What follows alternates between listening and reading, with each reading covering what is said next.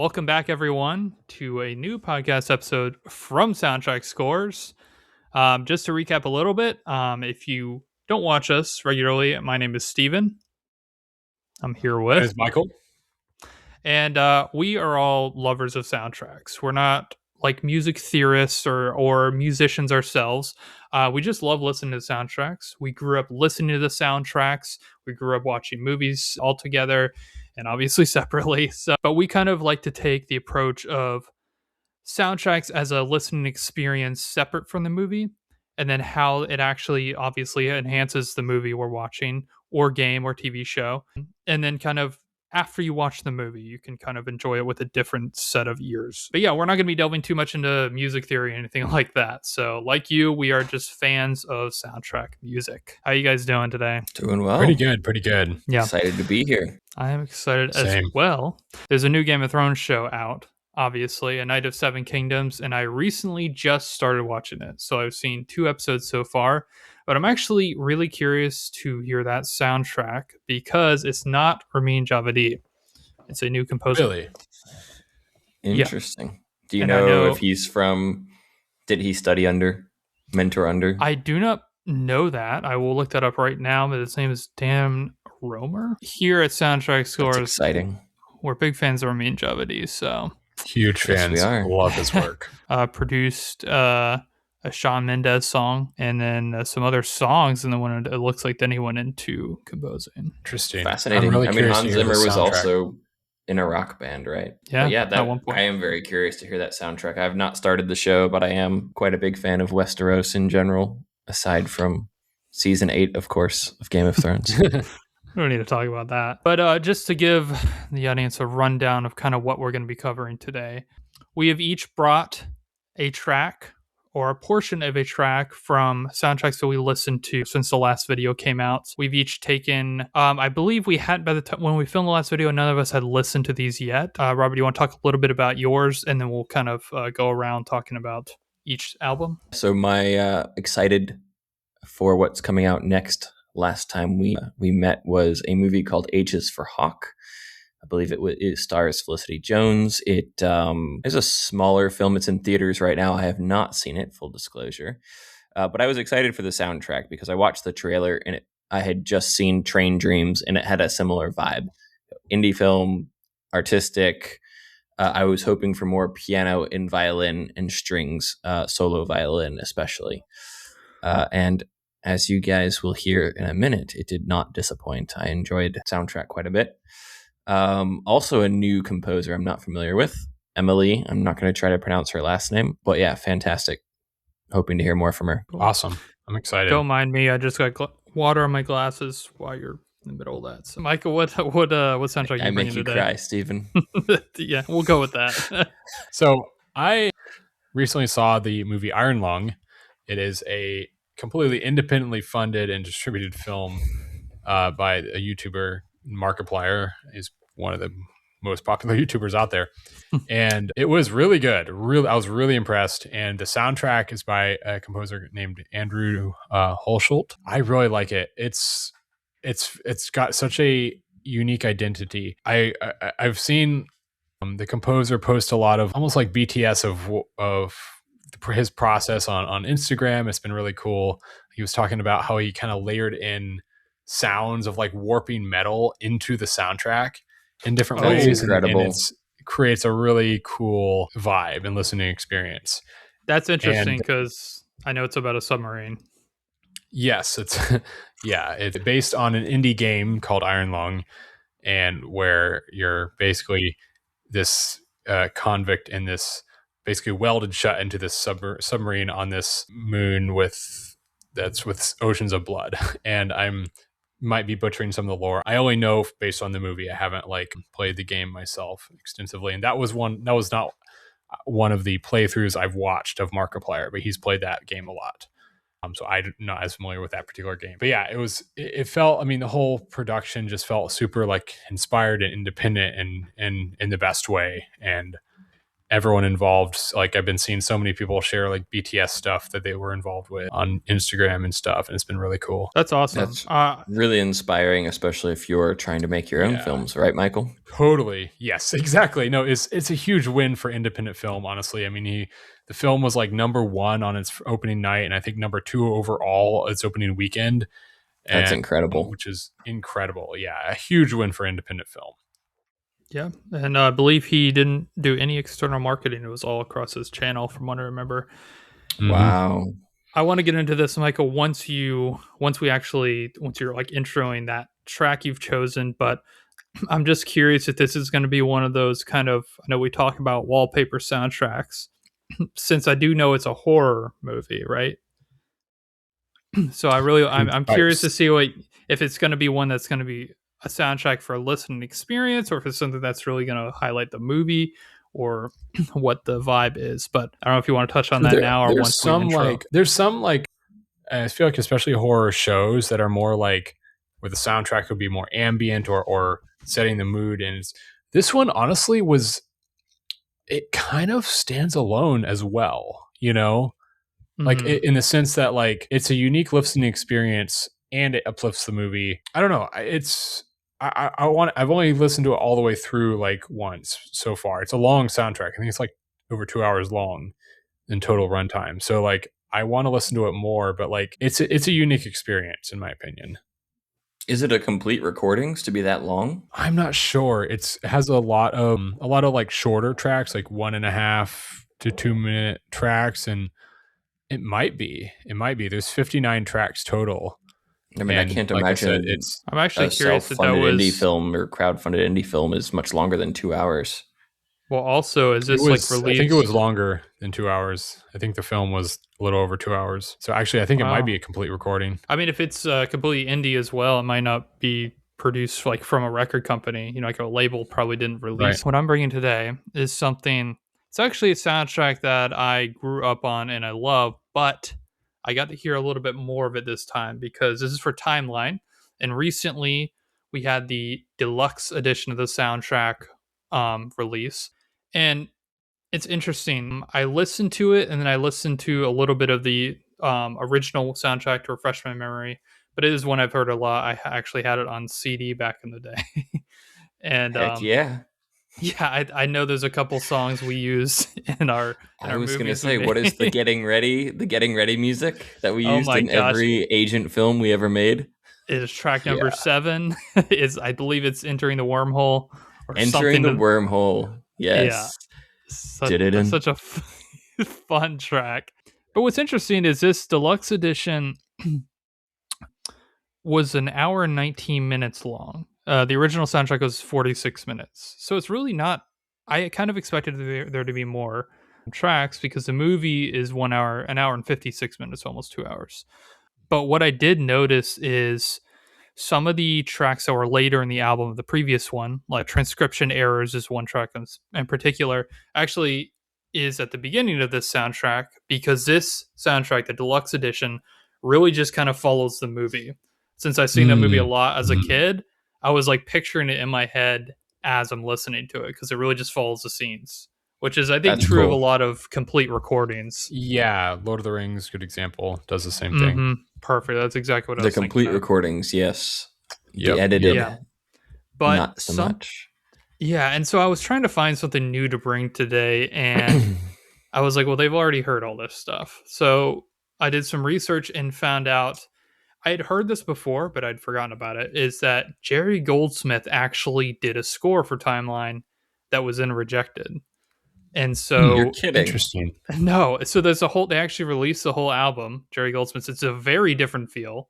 It almost feels more like an 80s sound, like kind of adventure, medieval kind of soundtrack. So it's like none of the modern stuff. So I've never heard of anyone doing this before. He was getting pressure. I know that Richard Donner, the director, was getting pressure from the studio to, I think, recut the film.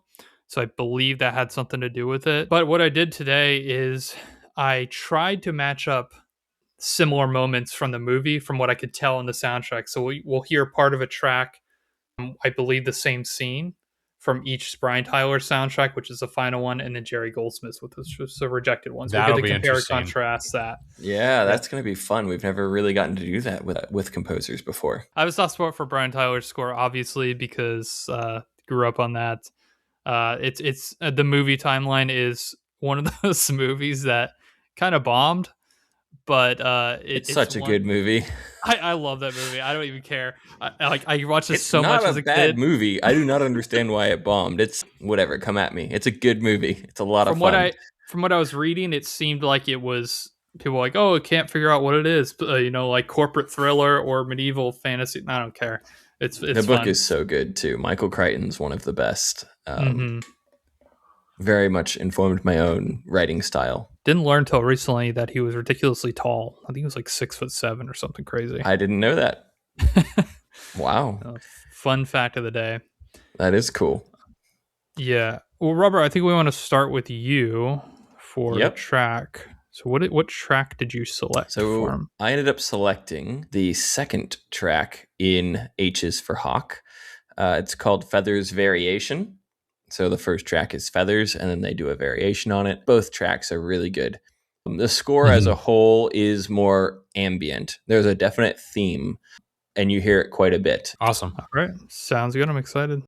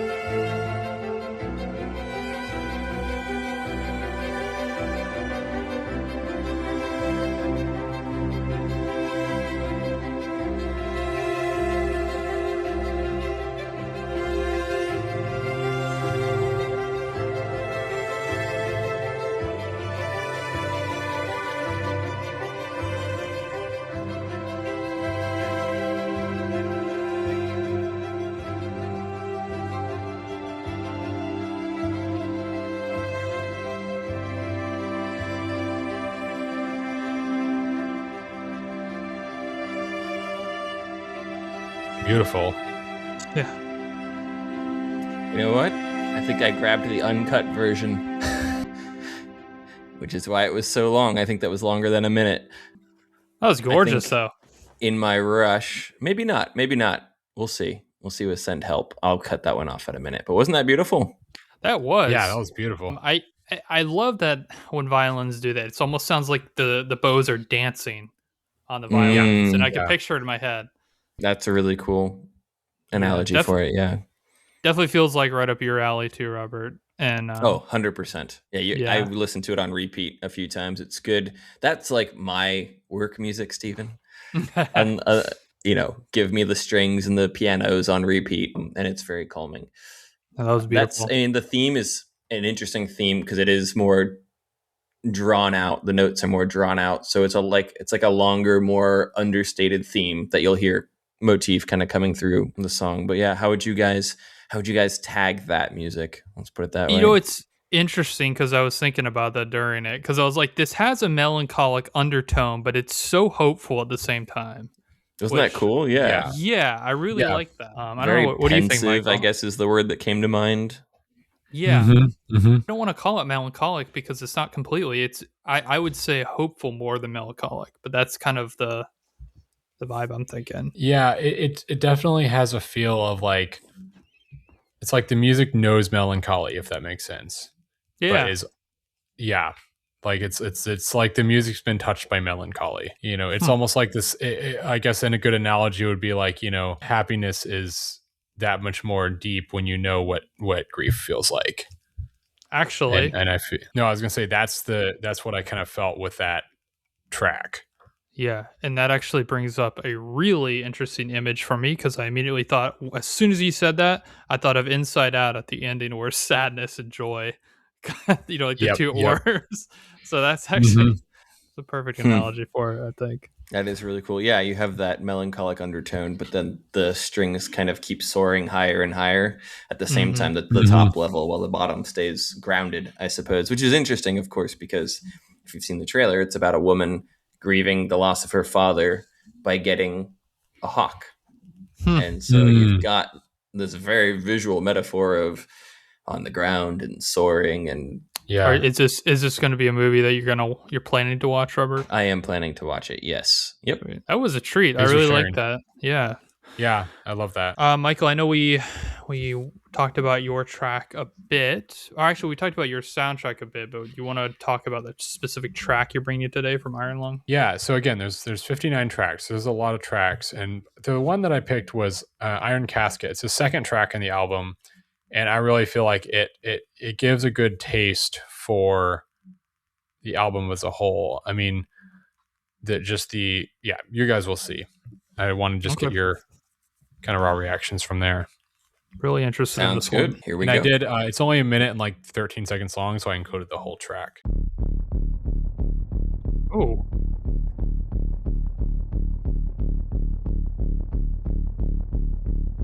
Whatever I was expecting, it was not this.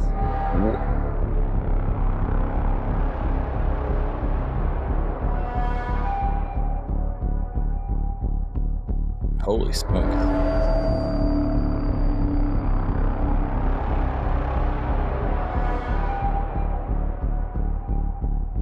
Like that's actual metal warping.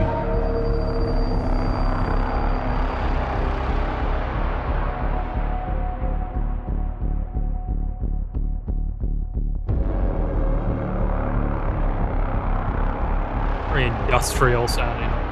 That is brilliant.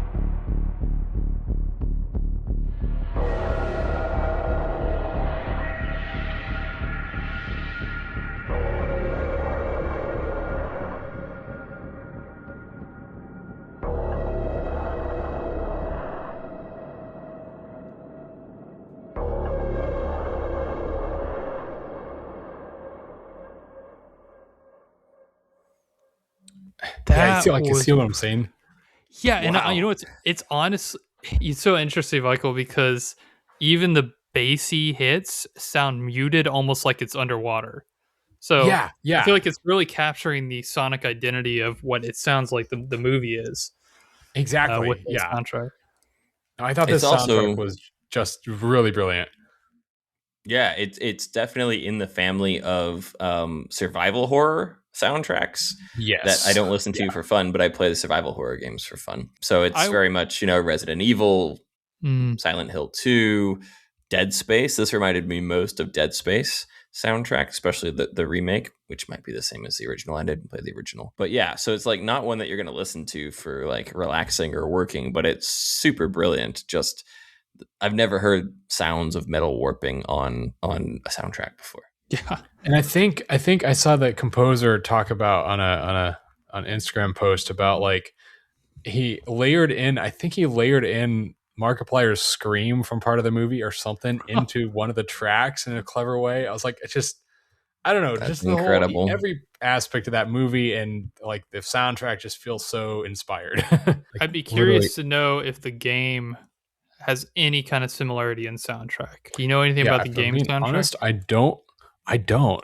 Now I'm kind of curious if there is a soundtrack release for the game because it's an indie game. Right. Yeah, that feels Yeah, like let me one of see if those soundtracks that's like there is a game soundtrack. There is a game soundtrack. There's It's only it's only 14 minutes long. There's 6 tracks. interesting. same Yeah. composer. Well, No, different composer. I think this guy might be the Hold on. Let me look. Let's see what the game creator's name is.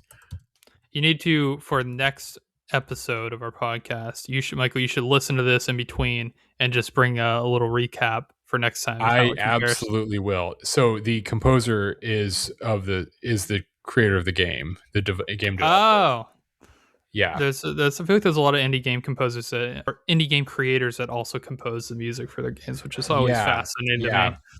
That is cool. I mean, it's neat when you're a hyphenate. Is that what they call it? Or a multi-hyphenate? Yeah. I was going to say Renaissance Man, but that works too. Renaissance Man also works. That's much cooler than a multi-hyphenate. Whatever. No, I definitely, it was cool to, I kind of would hear like almost like live BTS stuff through Mark's podcast.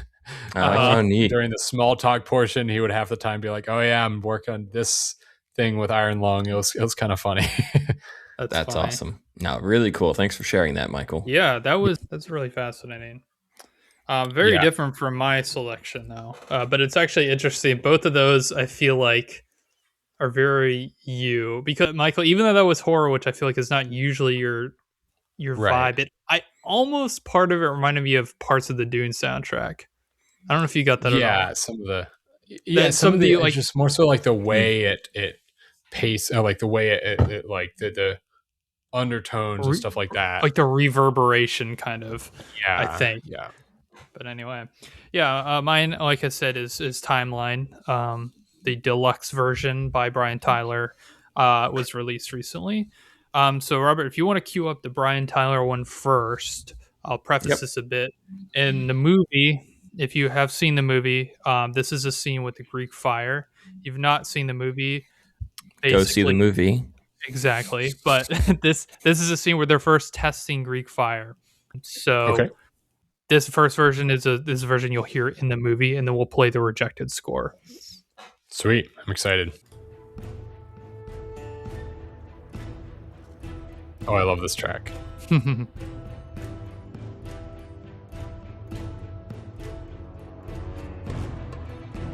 Nice.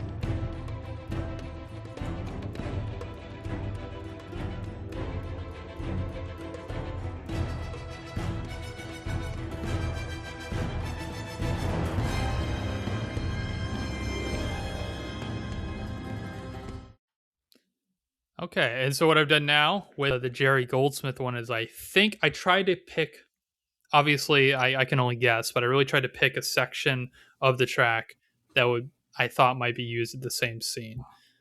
Okay. Let's hear it. Give it a try. Oh, interesting.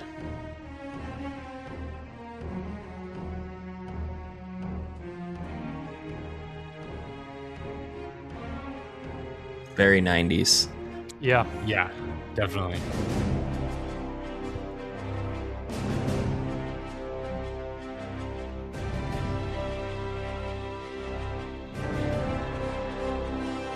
Got heavy brass use.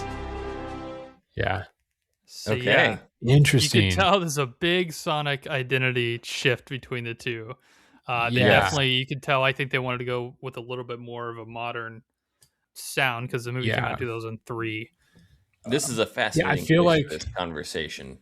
I do feel like there's a huge shift in sonic identity in general in Hollywood around the early 2000s when Timeline came out. Mm-hmm. And it's incredible that we have two soundtracks for the same movie that sort of highlight that shift. Yeah. And if you listen to the whole Jerry Goldsmith one, it's very much like that the whole time. It's very Indiana 90s. Jones, basically, which is 80s, of course, but it sounds 80s, 90s. 80s, 90s, it had a similar kind of vibe in that respect. Right. I feel like for this genre especially, I think it did. Yes. Yeah, exactly. And there are many phenomenal soundtracks from before what I would call the second golden age of Hollywood at the end of the 90s, early 2000s.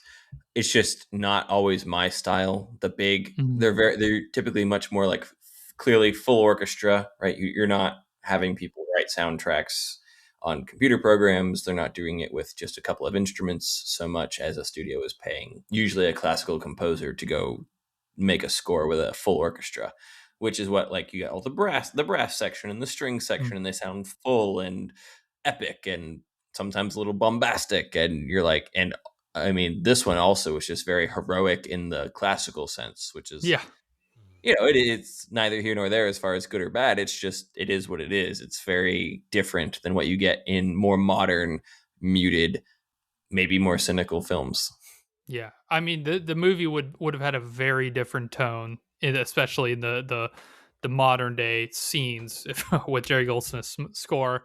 I do know that, like I mentioned, that I think they had to recut the film with the new score. So it might have been very different. But we'll I'm never so know. used to the original score, also having grown up with Timeline. Can I play that first track again after listening to Sure. Jerry Absolutely. Goldsmith? Do you Yeah. guys mind? Go for it.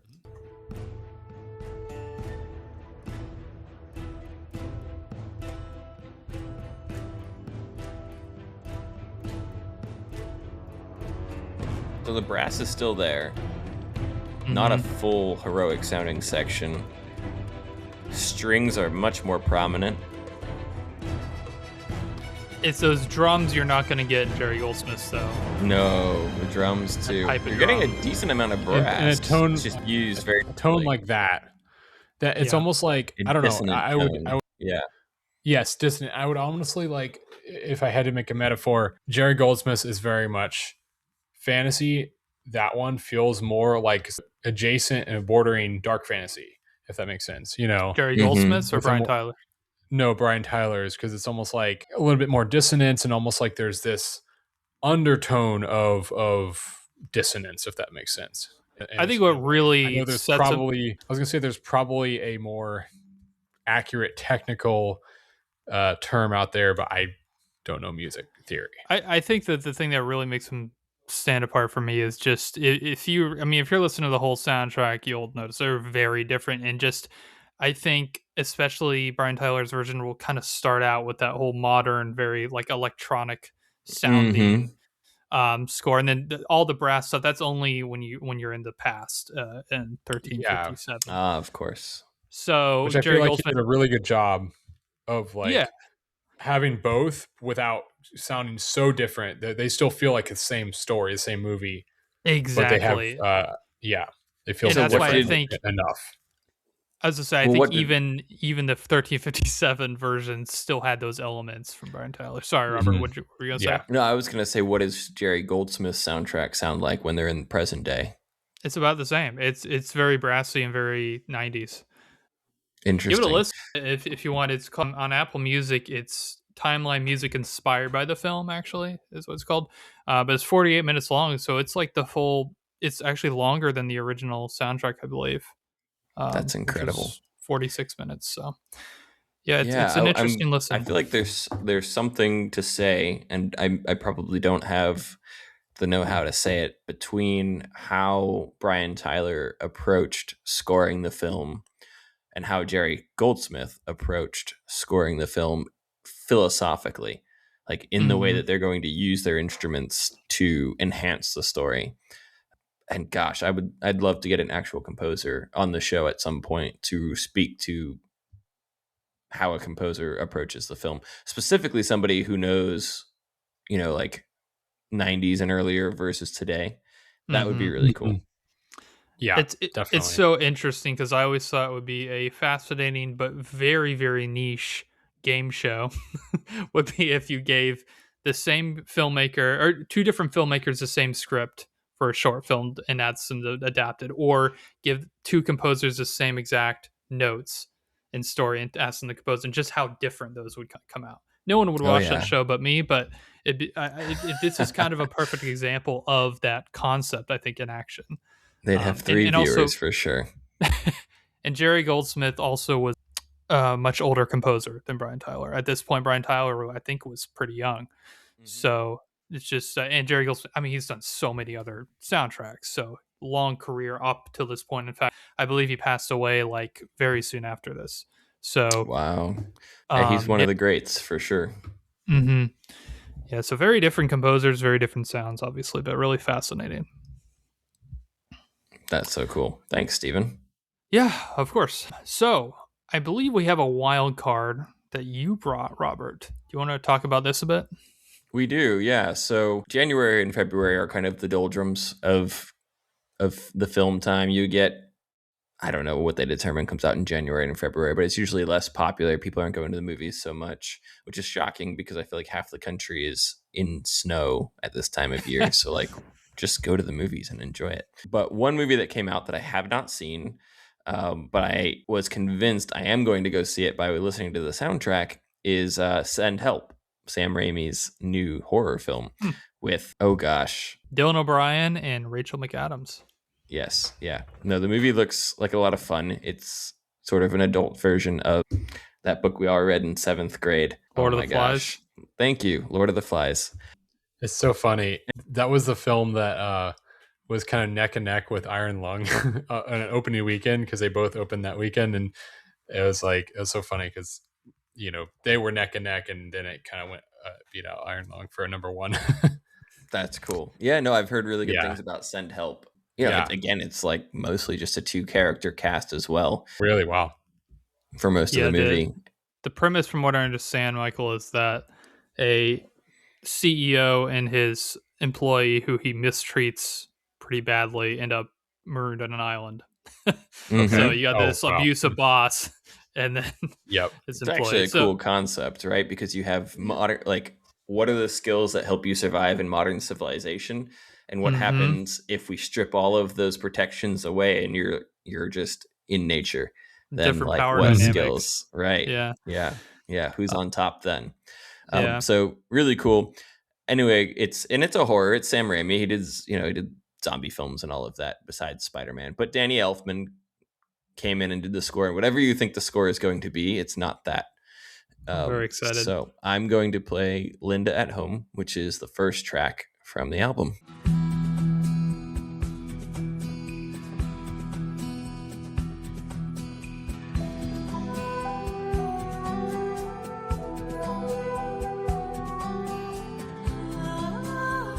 Oh, interesting.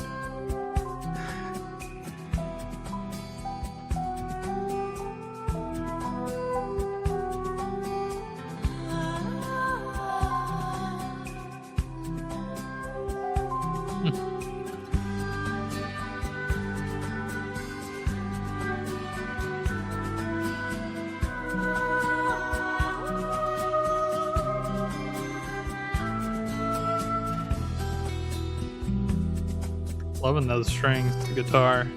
Yes.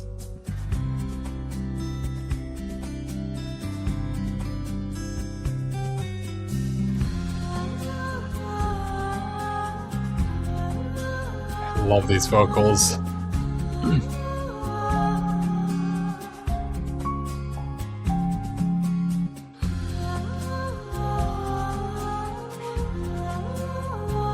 Wow. That is, to your point, not at all what I thought it would be, but I am pleasantly surprised. I went ahead and added that to my Apple Music while we were listening. I was like, yep, I'm sold. That does I not want to hear the rest. It doesn't sound like a modern film soundtrack. It almost sounds like 2000s, even maybe even earlier. I don't know. I don't know if I've ever heard anything quite like it. Yeah. Now, one thing I'll ask you there, Robert, have you listened to the whole soundtrack? I did. So The this feels- vocalizations go throughout, which is really cool. Oh, heck yeah. Really? That was the most crazy part to me. Like, I understand, like, clearly it's called Linda at Home. It's probably setting up her character. I don't know what she's like, but it seems pretty idyllic, right? And so, I mean, super idyllic to the point where you get those vocalizations. But those keep popping up throughout. You do get a few tracks that are, not really listenable for fun because they're intense, clearly. But all in all, the album was really good. Huh. Because I was going to say... Man, I'm excited to give that a listen. Yeah, I want to listen to that too, because I'm like, this is a horror movie, or I don't know, full horror, but like this, okay, knowing that, I'm like, this is definitely a life before scene. This is setting up the character, and since it's the first track too. And the piece does disintegrate as you go through the soundtrack. So it's like it's not a soundtrack that I'm going to go back to and listen to the entire thing on repeat. But I will pick out a couple of tracks, I'm sure, for playlists, and it's definitely on my radar now, which is crazy because I was just like, there's nothing else to listen to in January. I'm going to just listen to the soundtrack and see what it sounds like.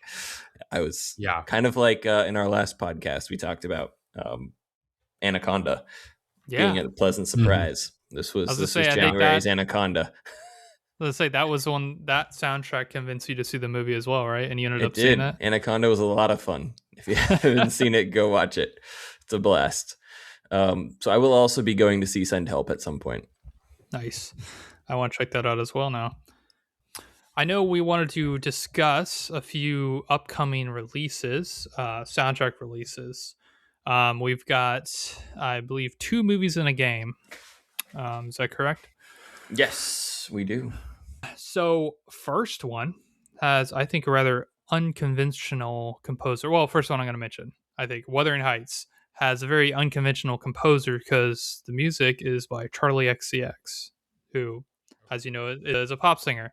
So, very Did interesting. she do all of the music for it?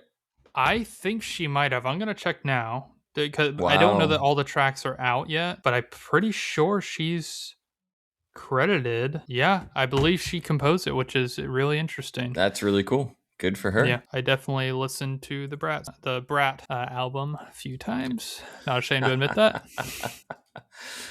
Nice. Sorry, what's So that?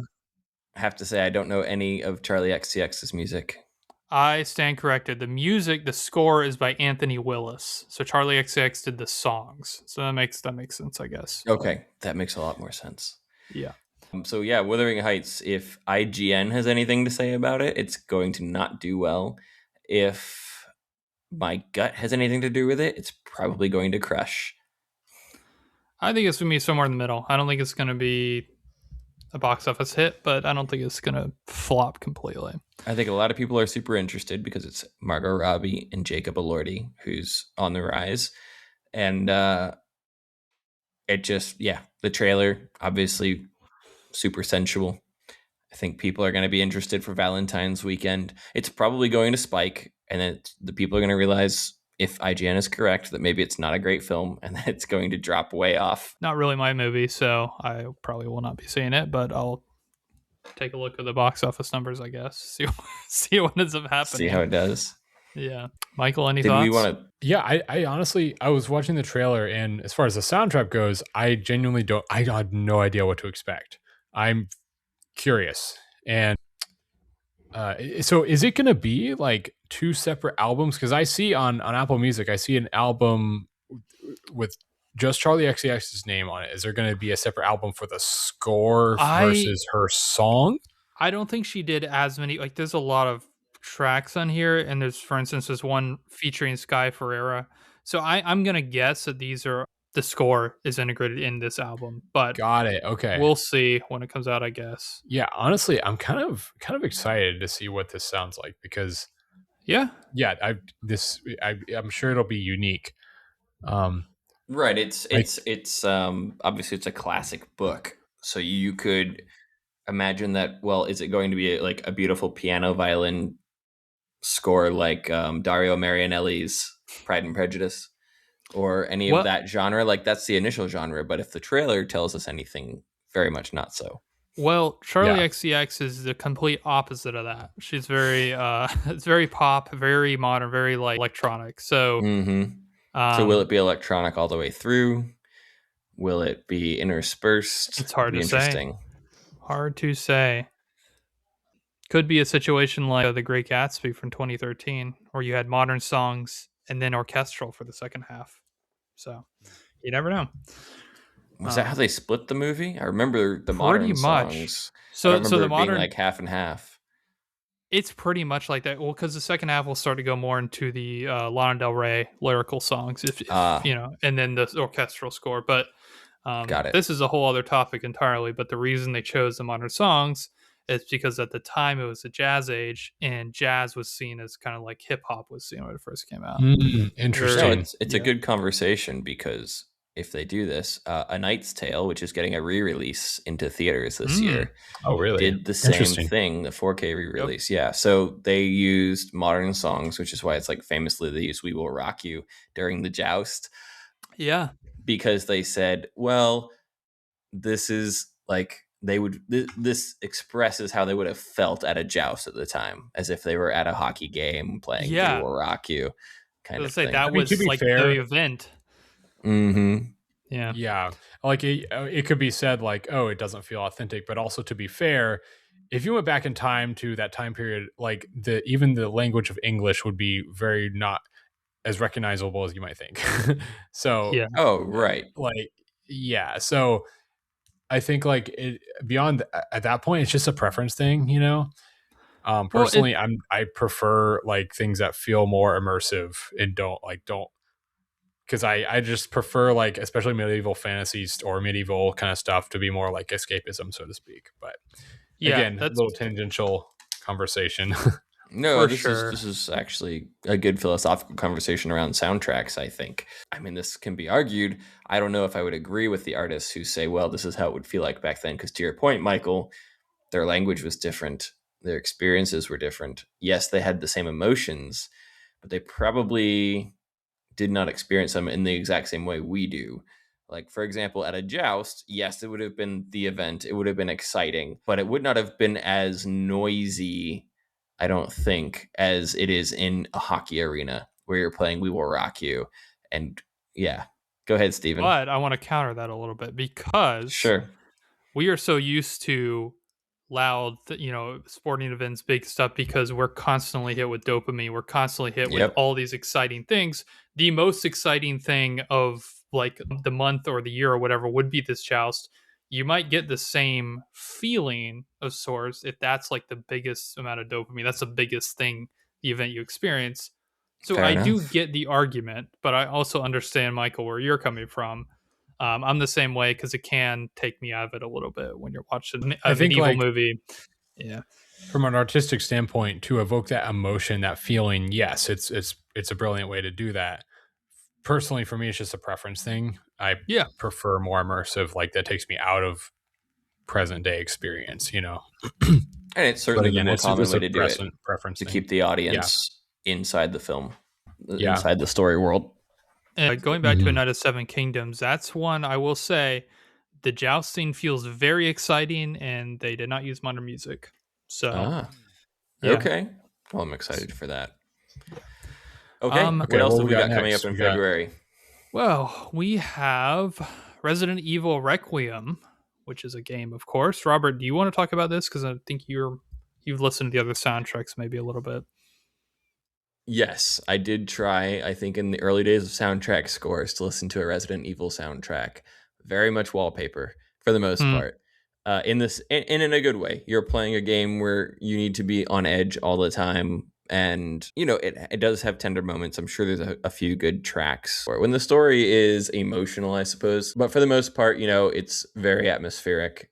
Like I'm sure the new Resident Evil Requiem, which if you've watched the trailer, the game looks awesome. Leon is back from Resident Evil 4, and probably before that I've only played, or sorry, is it 2? But yeah, games are a lot of fun. The new one, this is the ninth one coming out. I think it will be fun. But again, I'm not going to be listening to the sound. I don't expect to be listening to the soundtrack for fun. Yeah, I've only seen a couple of the Mila Jovovich's movies. I haven't seen any of those, but they do not go along Uh, with the games. yeah, that's what I hear. I mean, it's okay. It's kind of just action, for what I Yeah. remember. But Yeah, the games are um, much more stealth horror with some yeah, action, okay, which I love. All right, yeah. and then the last one, Last one we got Dracula, another Dracula movie. yet This one another is Dracula. yeah, surprised me. I didn't realize who directed it. It's Luke Besson, I Hmm. believe, who Didn't he did do Jupiter, the Jupiter movie? That Ascending. was Jupiter Ascending. Wasn't that him? I Or thought that no, was the Wachowskis. He was that did the Wachowskis? Fifth Element. He did Fifth Element. Oh, that's a fun Yeah. movie. Yeah, Okay. he's very I feel like a little bit off the wall with some of his movies. So Very I thought unique. very unique, and so it's kind of interesting that he's doing Dracula. But Christoph Waltz was a surprise. I was not expecting him. Valerian in the City of a Thousand Planets is what I was thinking That's of, right. Okay. Got it. not Jupiter Ascending. Yeah. Yeah, Okay. I honestly do Christoph not have Waltz is any great. feel for what the soundtrack will be like based on the trailer. Mm, I It feel looks a like little more it felt classic, though, doesn't it? yeah, which I'm excited about. But as far as like the soundtrack, it felt like a trailer soundtrack, so I don't really know what to expect with the actual soundtrack release. Michael, I want you to try to guess who the composer is, though. Oh gosh, Give you a hint. We just listened to him. Wait, just okay. Is it? It's not Brian Tyler, is it? No, it is Danny Elfman. No, Danny Elfman. Really? Okay. Yeah. Well, consider me very excited. Yes, that's gonna get a listen. Yeah, we'll definitely. Danny Elfman with that kind of classic vibe, I'm very excited about. Yeah, he is really great at horror, really great at emotion. Obviously with Spider-Man, so he did. That'll be solid. All of Tim Burton's films too, didn't he? Yep, all Tim Burton. They actually did the '80s Batman movie. Yeah, he's done. I mean, he's had so much. What stuff. a stud! Yeah, but yeah, we watched. I probably should have prefaced this, but we watched all three of those trailers for those three movies just to try to get a feel for what we think the soundtrack identity will be. Kind of all over the place for those. I think I'm with you, Michael. I don't know what Dracula is going to sound like based on the trailer. I think we had a little bit of Charlie XCX in the Wuthering Heights trailer, but I don't remember too much of it. But speaking of trailers, we want to do something a little bit interesting today. We're going to take it back to one of the greatest. Okay, I'm sorry. We're going to take it back to the greatest trilogy ever made, Lord of the Rings. Way to self-edit. Yeah, there was a trailer, Robert. I believe you showed us back in the day that I think we should go back to and react to yet again. The language that our audience probably does not understand. But I have to shout out our good friend Steve Giovanni for bringing me the trailer. This has to be the days before YouTube or very early on. I mean, this would have been 2003. So probably he brought it to my house on a floppy disk to put into the computer and watch just the trailer. And I mean, it was probably the coolest, newest technology to be able to fit a video on a disc that you could carry around in your pocket. Yes, I didn't know that he brought it to you on a floppy disk. That's wild. I probably brought that floppy disk to y'all's house and watched it. I can guarantee you. But man, does this trailer hold up. And it really gets you excited. Start at the following preview has been approved for all audiences. Yeah, you have to have that. Start at 000. Yep, I know that's a throwback. Oh, yeah. Are you guys ready? The eye of the enemy is moving. The end has come. All this brings me back. Every day, Frodo moves closer to Mordor. How do we know Frodo? The music in this is from the movies. Nostalgic thing ever. Yeah, I'm losing my mind. This is amazing. Come, Master. Come to Smeagol. This is your test. Every path you have trod through wilderness, That through echo. war, has led to this road. The enemy will never let Aragorn come to the throne of Gondor. It is time. The crossfades. Oh my gosh. Give him the sword of the king. Everything. Become who you were born to be. Music. Their precious sweary eyes. He means to murder us! Never! I'm not sending him away. Come, Smeagol. Last March of the Ents. Yeah. The border's set. There we go. The pieces are moving. He is here.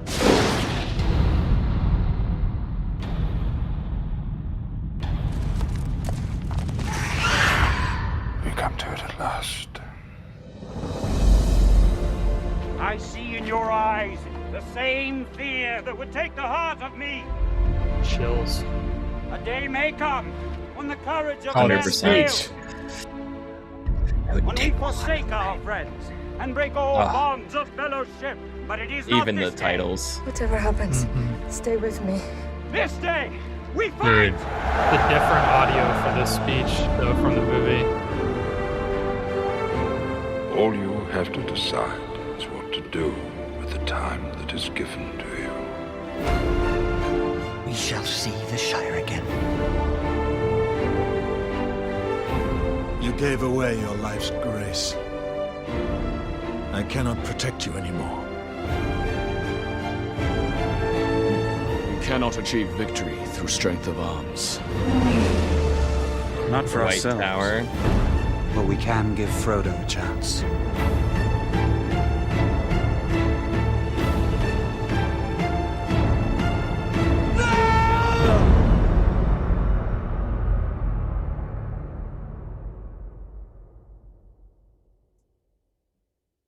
Wow, guys, it comes out December 17th.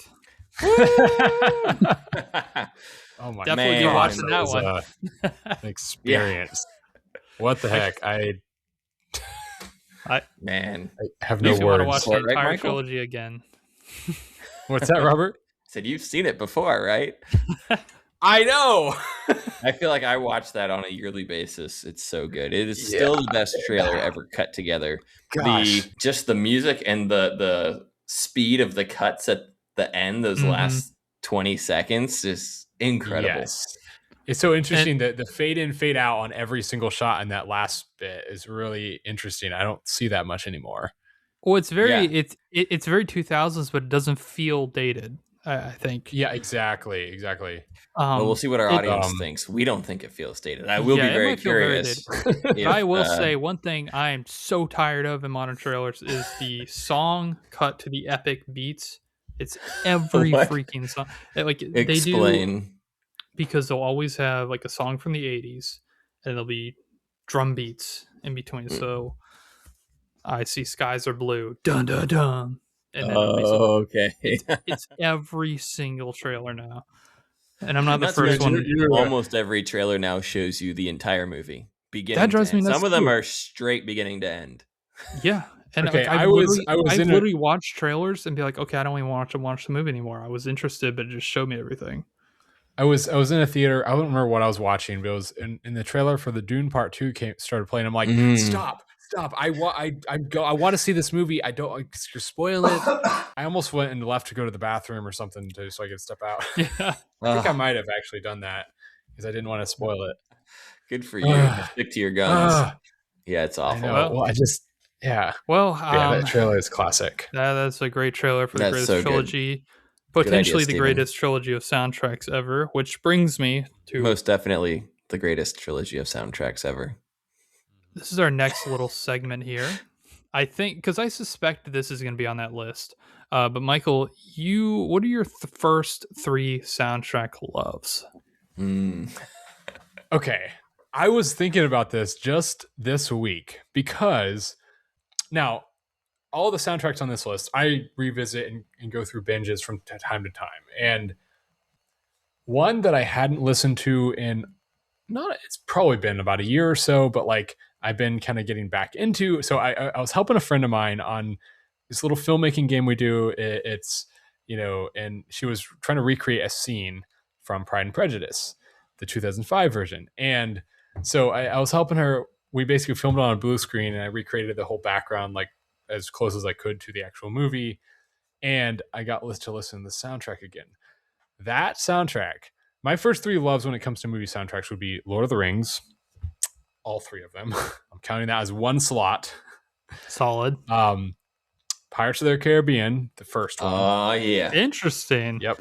Oh, yeah. And Pride and Prejudice. Those 3 soundtracks I would say would be my first 3 loves with soundtracks, like getting into listening to soundtracks. It's very, very solid choices. Very That's the interesting. second time Dario Marianelli's score for Pride and Prejudice has been brought up on this show. I mentioned it earlier. Fresh in my light mind of, right now. Wuthering Heights. Yeah. So yeah. good for that Well, score. Yeah, I think next week we should have Robert. You give us your first 3 soundtrack loves. So Sounds if you like a want to thinking plan. about that and But tune yeah, in next Michael, time. those are all awesome. Yeah. Yeah, Well, we're love running those. out of time for today, but I have one more segment I want to introduce this time. So what I've done is I have sent Robert a mystery track. This is 1 minute of a track. And here's the game we're going to play. I have $15 on the table. One of you can get it, or you might get a fraction of it. So it's going to be 1 minute of a track from a certain composer. This is in the composer's early career. If you can guess the composer correct, you get the money. But here's the catch. Every second that you take in that 1 minute, you lose 25 cents. So if you guess it right off the bat without listening to anything, you get $15. If you guess it at 30 seconds, I believe you'll get $7.50. So it's going to start kindness to your down. wallet. I'm guessing you picked a very difficult choice. I picked one that I think is doable. I think you can guess it. But so we're guessing the composer, not the track, and not the film. Don't have to guess anything but the composer.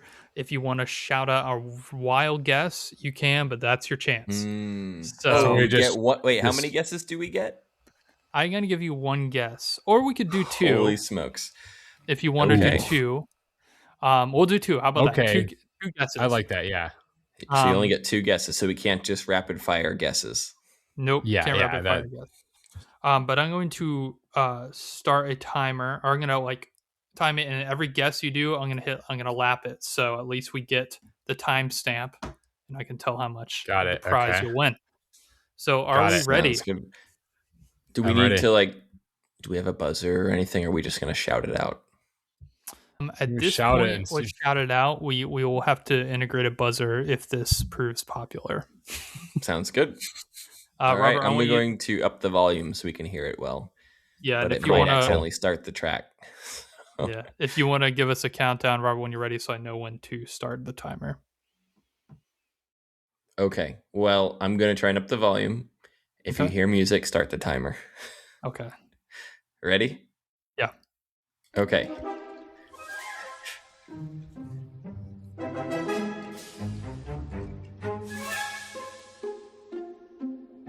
Clearly pre-2000s.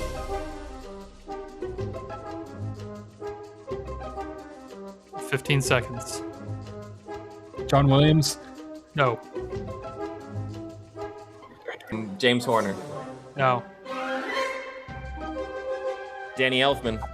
Nope. Michael, you got one more guess.